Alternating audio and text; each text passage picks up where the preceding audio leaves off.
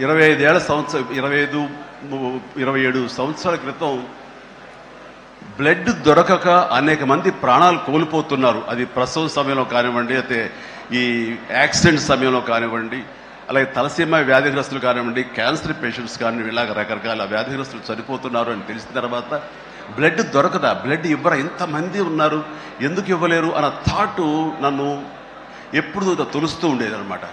So మన ఫ్యాన్స్ని మనం వేరే వాటికి డ్రైవ్ చేసే కంటే వేరేగా వాళ్ళని వాడుకుంటూ మన కీర్తి మరింత పైకి ఎదిగేలాగా వాడుకునే కంటే వాళ్ళని ఈ బ్లడ్ డొనేషన్ వైపు మనం మళ్లించగలిగితే కనుక వాళ్ళు అత్యంత శక్తివంతమైన మనుషుల్ని సామాజిక సేవ వైపు మనం డ్రైవ్ చేయగలిగితే, వాళ్ళని ఛానలైజ్ చేయగలిగితే కనుక ఆ కన్న తల్లిదండ్రులు కానీ, ఆ సొసైటీలో ఉన్నటువంటి ఇతర వ్యక్తులు కానీ, ఆ సమాజంలో వాళ్ళు కానీ వాళ్ళ పట్ల ఉన్న దురభిప్రాయాలన్నీ పోగొట్టుకుని మంచి అభిప్రాయం ఏర్పడుతుంది కదా, వాళ్ళకి అల్లని సంతృప్తి వస్తుంది కదా, తద్వారా నేను కూడా ఎంతో సంతృప్తి చెందిన వాడిని అవుతాను, ఒక మంచి పని చేసినటువంటి దానికి నాంది పలికిన వాడిని అవుతానంటూ ఆ రోజు నన్ను ఇచ్చిన పిలుపు, నిరంతరంగా పెర్సిస్టెంట్గా ఇచ్చిన పిలుపుకి ఈ రోజున వేల మంది, లక్షల మంది ఈ రోజున ఈ కార్యక్రమాల్లో పాల్గొంటూ వస్తున్నారు. ఎనలేని సంతృప్తి పొందడమే కాదు, ఎంతోమందికి ప్రాణాలని కాపాడుతున్నారంటే కనుక అది నాకు చాలా గర్వకారణంగా ఉంది. ఇందాక తేజ సజ్జ అన్నట్లుగా ఈ బ్లడ్ డొనేషన్, రక్తదానం అనేసరికి గబుక్కని స్ఫురించే పేరు చిరంజీవి అన్నారంటే కనుక భగవంతుడు నాకు ఇచ్చిన గొప్ప అవకాశం.